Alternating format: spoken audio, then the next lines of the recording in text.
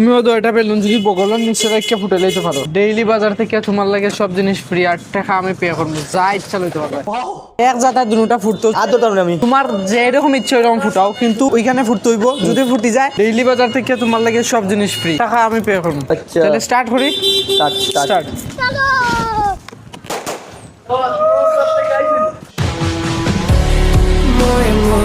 एक चांस।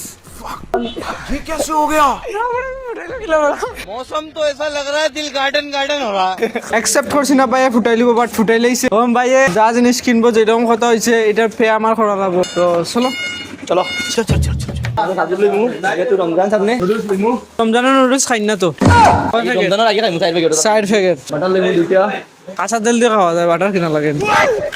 घी ले मु একটা এ তুই রমজান জিনিস ले मु সামনে রমজানের কি খাওয়া নিতে খানো খিচুড়ি দিয়া নি? খিচুড়ি দিনা আরে আনি 19 সপ্তাহে বিরিয়ানি আনতে লাগে না হ্যাঁ ঠিক আছে, আর কি তা শেষ নাই? बेकार है भैया, मैं तो टूट गया। মশলাবাদি সব ও দেখো मुझे अपने घर जाना है। ও আমুল মিঠাই মেট আর একটা সম্পর্ক দিস ও গুনো যথেষ্ট ওগুন আর লাগতো না নি? না লাগতো না তুমি সো গাইস বাইরের জিনিসপত্র কিনে লাইছে, হইছে নি? ওই যে সব শেষ আমার শেষ দাদা কত টাকা হয়?